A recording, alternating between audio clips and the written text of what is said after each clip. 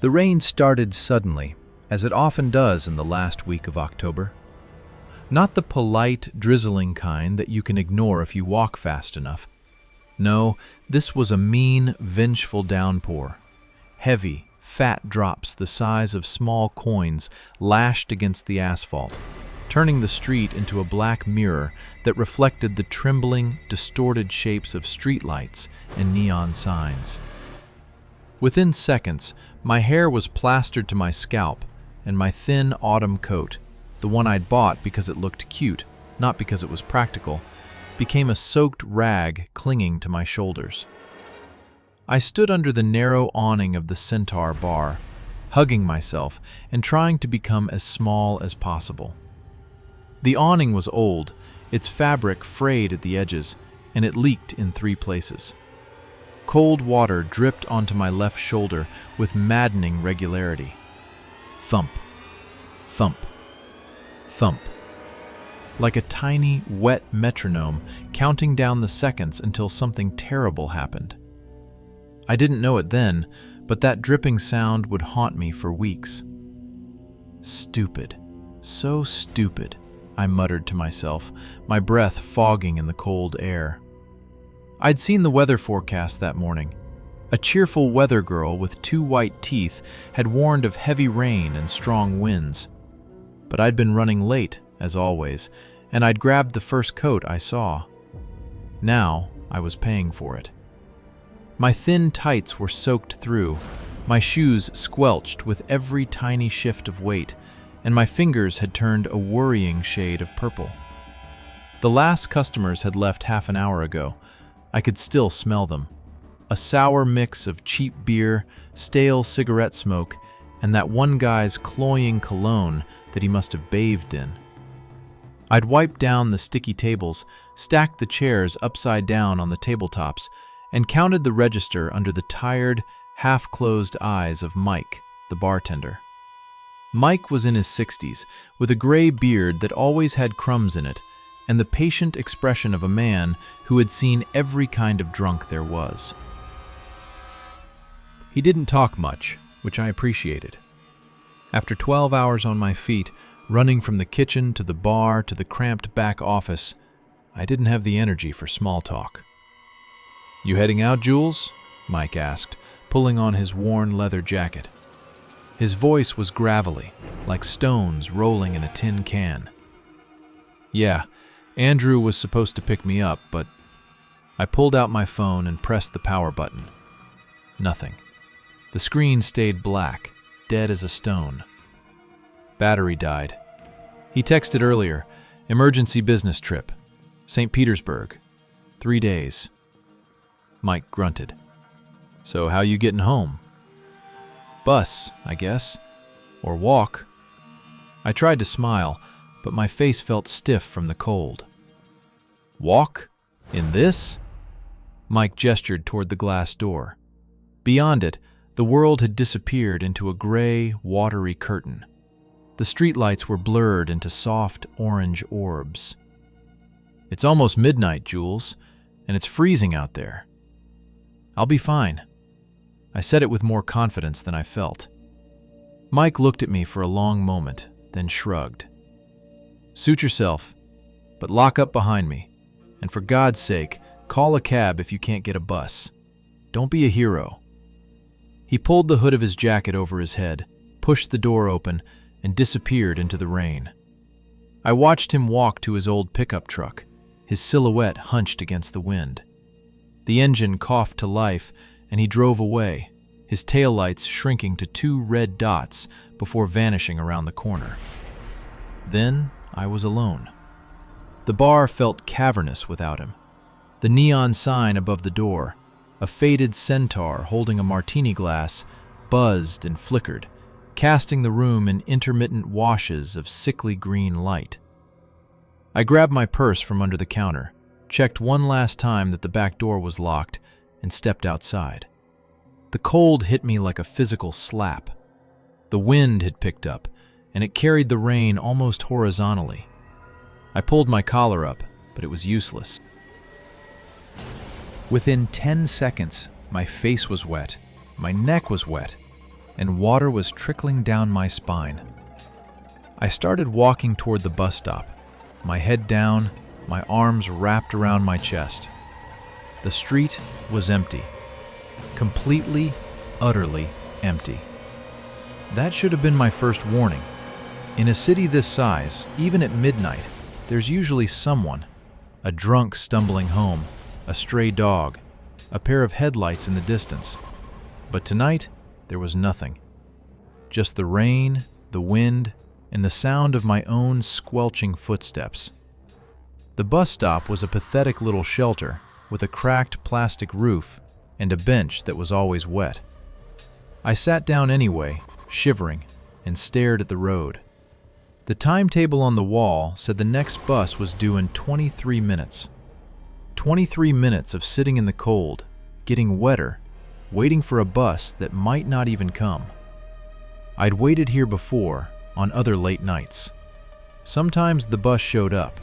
Sometimes it didn't. It was a gamble, and I was tired of gambling. I was just about to give up and start walking. 40 minutes in the rain, but at least I'd be moving when I saw the lights. At first, they were just two yellow dots in the distance, low to the ground, moving slowly. A car. Nothing special. But as it got closer, I saw the shape on top. A rectangular box with glowing red letters. Taxi. The letters flickered unevenly, as if one of the bulbs was dying. The car itself was an old Volga, the kind they stopped making decades ago. Its paint was a faded, sickly yellow, like the color of old teeth. It looked like something out of a Soviet movie, a relic from another time. I should have been suspicious. I should have remembered every horror story I'd ever heard about getting into strangers' cars.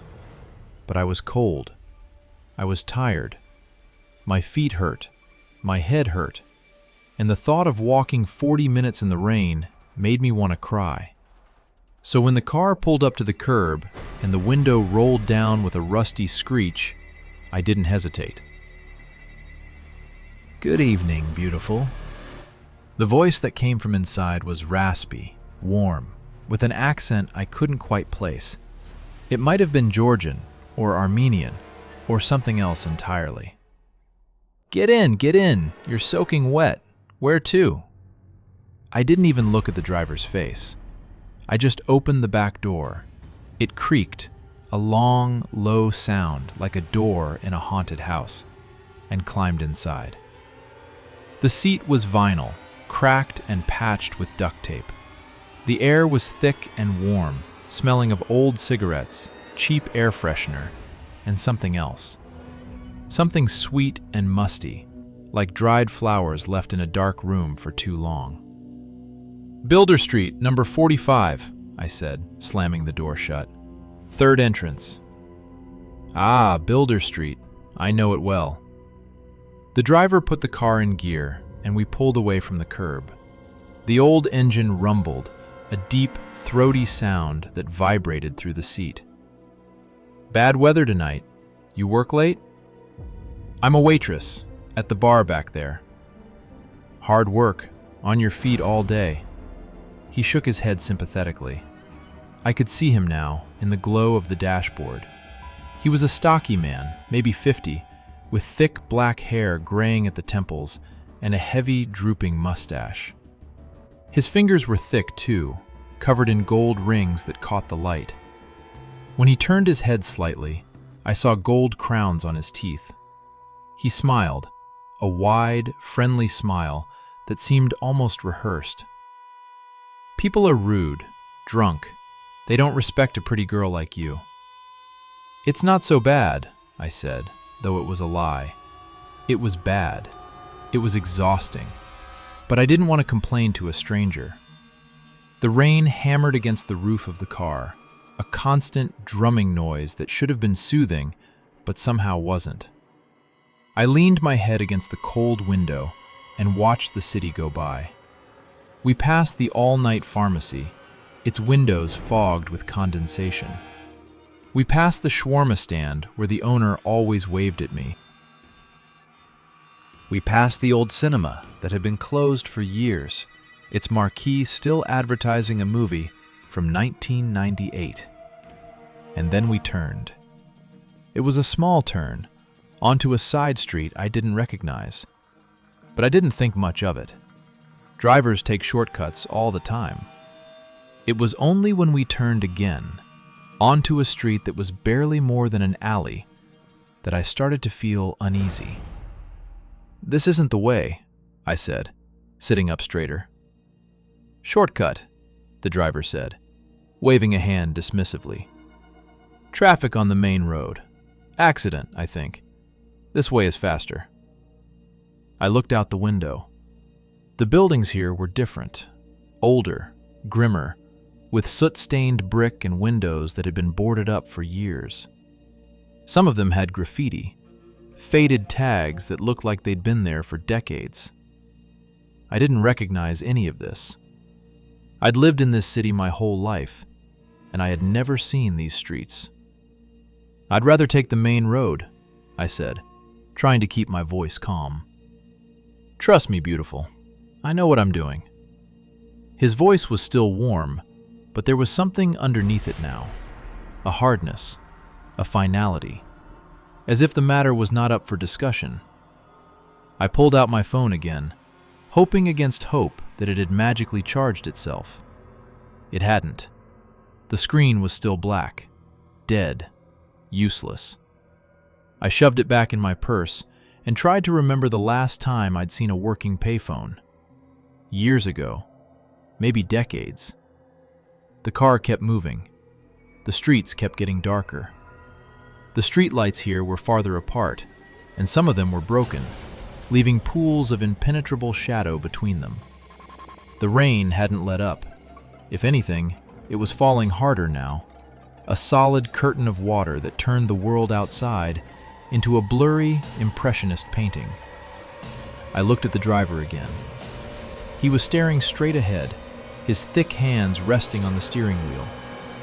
His fingers were drumming, not nervously, but rhythmically, as if he was keeping time to a song only he could hear. The gold rings glinted with each tiny movement. "How much longer?" I asked. "Soon, soon." He smiled again, but this time I noticed something. The smile didn't reach his eyes. His eyes stayed flat, empty, like a doll's eyes. "Don't be impatient, beautiful. The night is young." I looked out the window again, and that's when I noticed the first thing that was truly, unmistakably wrong. We were passing a building, a long, low building that might have been a warehouse or a factory. Its windows were dark, but not completely dark. There was something in one of the windows, a face, pale, pressed against the glass, watching us pass. But the face was wrong. Its features were blurred, indistinct, as if it was made of smoke or fog. And its eyes, if they were eyes, were too big, too dark, too empty. I blinked, and the face was gone. Just a trick of the light, I told myself. A reflection. You're tired. You're seeing things. But then I saw another one, in the next window, and the next. Pale faces, all of them, pressed against the glass, watching the yellow car crawl down the empty street. Some of them had mouths that were open, as if they were screaming. But no sound came through the rain. "Who are they?" I whispered. "Who?" The driver didn't turn around. "The people, in the windows." He was quiet for a moment. Then he laughed, a short, dry sound, like stones rubbing together. "There's no one there, beautiful. You're imagining things." I looked again, and he was right. The windows were empty, just dark glass and falling rain. But I knew what I'd seen. I knew it. We drove on.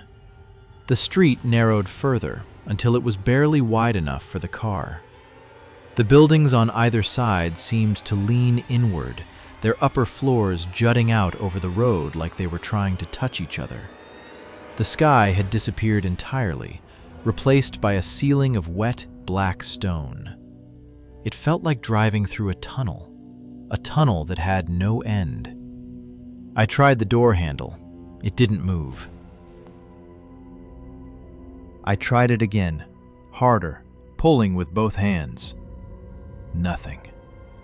The door was locked, or jammed, or maybe it had never been meant to open at all. "Don't do that," the driver said. His voice was still calm, still warm, but there was something in it now. A warning. "Don't want you falling out. Dangerous." "Let me out!" My voice cracked. I sounded like a child. "Not here. Not safe." He gestured toward the window. "See? Nothing here. You'd be alone, in the rain. Something bad could happen." I looked out the window again, and I saw that he was right. There was nothing out there. No houses, no streetlights, no faces. Just an endless, empty plain of mud and gravel, stretching away into the darkness. And in the distance, barely visible, a line of crooked trees. Their branches were bare, twisted into shapes that looked like grasping hands. I had never seen this place. I had never been here. And yet, somehow, it felt familiar. The way a nightmare feels familiar, even when you're awake. I turned back to the driver. His face was still calm, still smiling, but something had changed. The skin around his eyes seemed tighter, paler. The gold crowns in his teeth seemed brighter, almost glowing. And his eyes were no longer flat. They were focused on me. "Where are you taking me?" I asked. He didn't answer. He just kept driving. I don't know how long we were on that road. Minutes, maybe. Hours, maybe. Time had stopped making sense. The rain was a constant presence, a white noise that filled my ears and my head. The car rocked gently over the uneven ground, and I felt myself growing drowsy, despite the fear. It was the warmth, I think. The warmth and the exhaustion, working together to pull me under. I fought it. I dug my nails into my palms, hard enough to draw blood, and the pain kept me awake. But only just. And then I looked in the rearview mirror. At first, I didn't understand what I was seeing. The back seat was empty. Just my purse, sitting there like it had been all night.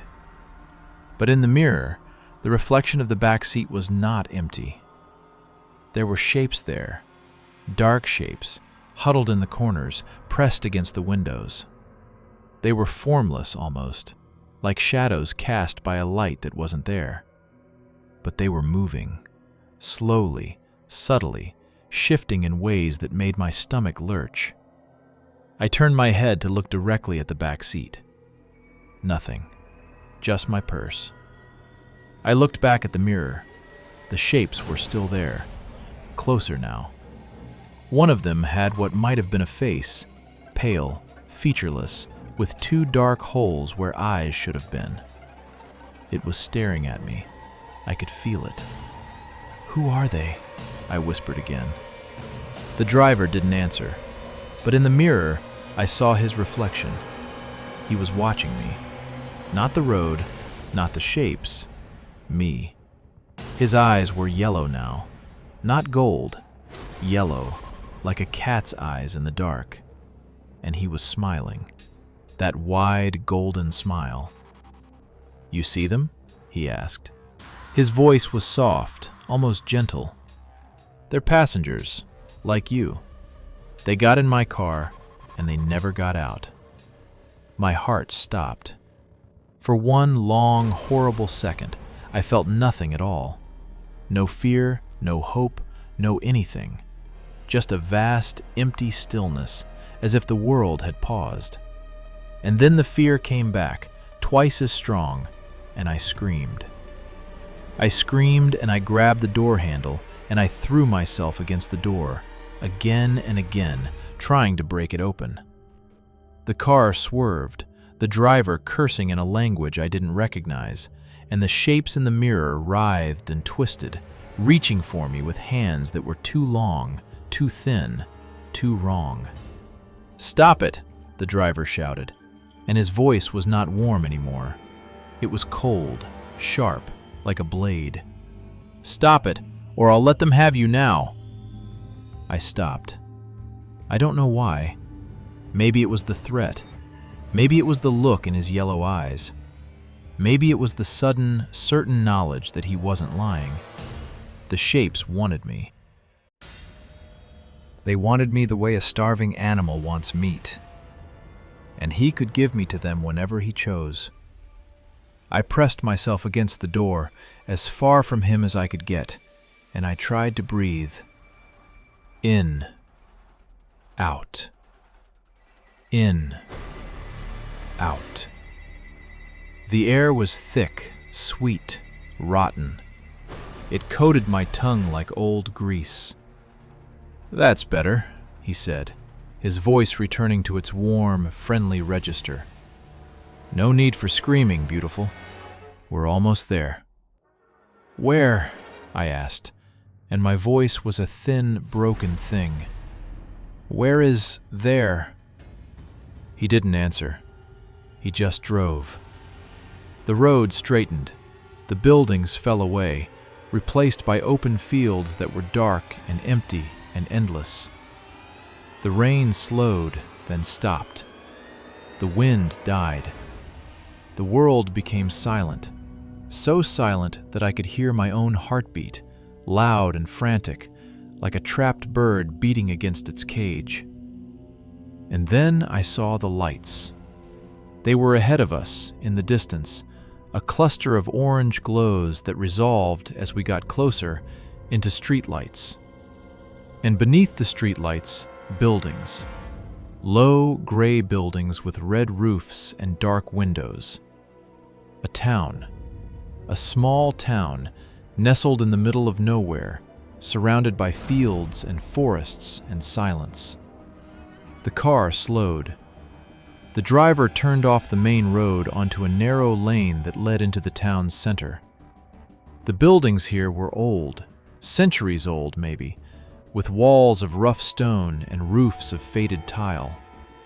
There were no signs, no shop windows, no people. Just buildings and streetlights and darkness.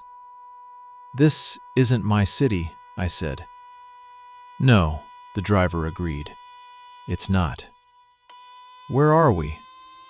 He didn't answer. He pulled the car to a stop in front of a large building, a church maybe, or a town hall, and put the gear in neutral. The engine idled, a low, rumbling purr that vibrated through my bones. "This is where the road ends," he said. "For some people." I looked at the building. Its windows were dark, but I could see movement inside. Shadows passing back and forth behind the glass. Shapes that were almost human, but not quite. "I don't want to be here," I whispered. "No one does," he said. "But here you are." He turned in his seat to face me. His body didn't move, only his head, swiveling on his neck like an owl's. I heard the bones crack, a dry, splintering sound that made me want to vomit. His face was still the same, the thick mustache, the gold teeth, the warm smile. But his eyes were burning, yellow and red and orange, like coals in a fire. "You're not a taxi driver," I said. He laughed. "No, I'm not." "What are you?" He leaned closer. The smell of him was overwhelming now. Tobacco and sweat and that sweet, musty thing that I couldn't name. I saw his teeth, his gold teeth, and behind them, rows of other teeth, smaller, sharper, packed together like fish teeth. "I'm the one who takes you where you need to go," he said, "whether you want to go there or not." I closed my eyes. I couldn't look at him anymore. I couldn't look at the town, or the shadows, or the shapes in the mirror. I just wanted it to be over. I wanted to wake up in my bed, in my apartment, with the rain falling outside and Andrew's arm around my waist. But I didn't wake up. I opened my eyes, and he was still there. The town was still there. The shadows were still there. And then I remembered. I remembered my grandmother. She died when I was 12, but I remembered her clearly. The way she smelled of lavender and old books. The way she always wore a cross around her neck, even in the shower. The way she told stories. Stories about the old country, about the things that lived in the forests and the rivers and the dark places between towns. Most of the stories I'd forgotten, but one of them came back to me now, sharp and clear, as if she was whispering it in my ear. "If you ever find yourself in a car with something that isn't human," she'd said, "don't scream, don't cry, don't beg. Just say these words, 'Come yesterday.' Say them 3 times and mean them. It confuses them. They live outside time, you see. They don't understand the difference between yesterday and tomorrow. Tell them to come yesterday, and they won't know what to do. They'll have to let you go." I'd laughed at the time. I'd been a child, and the idea of confusing a monster with a few words seemed silly. But now, sitting in the back of a yellow Volga with a creature that wasn't a man, I wasn't laughing. "Come yesterday," I whispered. The driver's head snapped toward me. His smile faltered. "What?" "Come yesterday," I said again, louder this time. His face changed. The warmth drained out of it, replaced by something cold and hard and angry. His eyes flared, burning brighter, and his mouth opened wider than should have been possible. I saw rows of teeth, rows upon rows, spiraling back into a throat that was dark and endless. "Don't," he said, and his voice was not warm anymore. It was a growl, a snarl, a sound that came from somewhere deep and ancient and hungry. "Don't say that." "Come yesterday," I said for the 3rd time. And the world broke. The car lurched, the engine screamed, the lights outside flickered and died. The shadows in the back seat shrieked, a high, thin, terrible sound that drilled into my ears and made my nose bleed. The driver, the thing that had been the driver, threw his head back and roared, and his body began to change. I saw his hands first. The fingers lengthened, the nails darkened and curled into claws. The gold rings fell away, bouncing off the dashboard and disappearing into the darkness. His arms thickened, covered in coarse black hair that sprouted like weeds.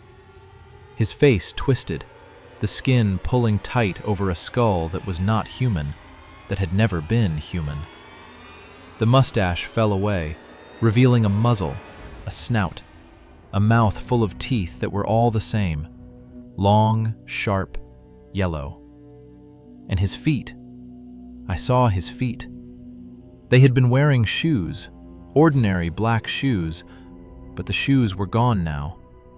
In their place were hooves, black, cracked, split down the middle. They pressed against the pedals, and the car lurched forward, racing down the road at a speed that should have been impossible. I closed my eyes again. I pressed my hands over my ears, trying to block out the sound of his roaring, the shrieking of the shadows, the screaming of the engine. I curled into a ball on the seat, and I waited for it to end. And then As suddenly as it had started, it stopped. The car stopped. The engine died. The roaring stopped. The shrieking stopped. Everything stopped. I opened my eyes. I was sitting at the bus stop. The rain was falling, soft and steady, and the streetlights were on. The Centaur Bar's neon sign flickered in the distance, its green light reflecting off the wet pavement. My purse was in my lap, my phone was in my purse, and my clothes were soaked through. The yellow Volga was gone. There was no sign of it. No tire tracks, no exhaust fumes, no lingering smell of tobacco and sweat. Just me, the rain, and the empty street. I sat there for a long time, shivering, trying to understand what had happened. Had I dreamed it? Had I fallen asleep at the bus stop and dreamed the whole thing? It was possible. I was exhausted. I hadn't slept well in weeks. The mind plays tricks when it's tired. But my palms were bleeding. The marks from my fingernails were still there, red and raw. And my nose. I touched it, and my fingers came away wet with blood. I hadn't dreamed it. I stood up. My legs were shaking, but they held. I started walking. I didn't look back. I didn't look at the street, or the shadows, or the windows of the buildings I passed. I just walked, one foot in front of the other, until I reached my apartment building. The lobby was empty. The elevator was broken, as always, so I took the stairs. 3 flights. My legs burned, but I didn't stop. I didn't want to stop. I didn't want to be in the dark, in the stairwell, where anything could be waiting. My apartment door was locked. I fumbled with my keys, dropped them twice, and finally got the door open. I stepped inside, locked the door behind me, and leaned against it, breathing hard.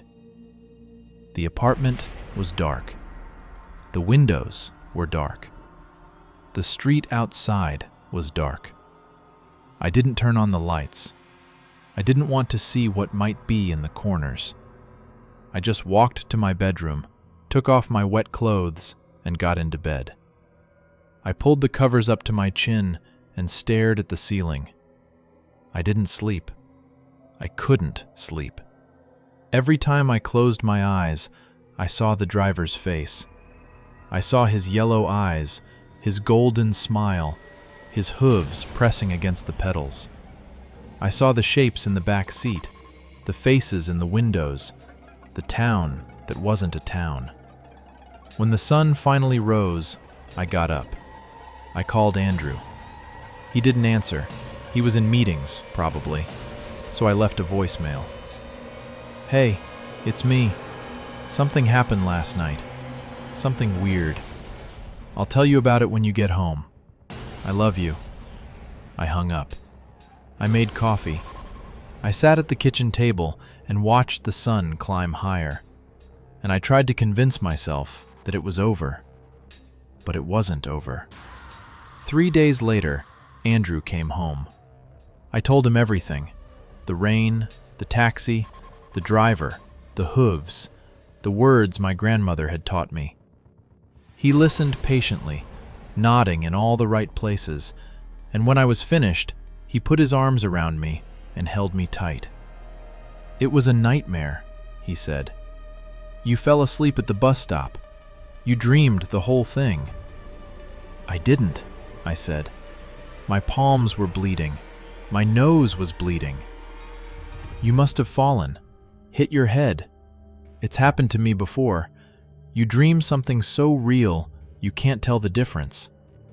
I wanted to believe him. I wanted to believe that it was just a nightmare, just a hallucination brought on by exhaustion and stress. But I couldn't. I knew what I'd seen. I knew what I'd felt. And I knew that the shapes in the back seat, the ones that had watched me from the mirror, I knew that they were still watching. Sometimes, late at night, when the rain is falling and the streets are empty, I hear a car outside.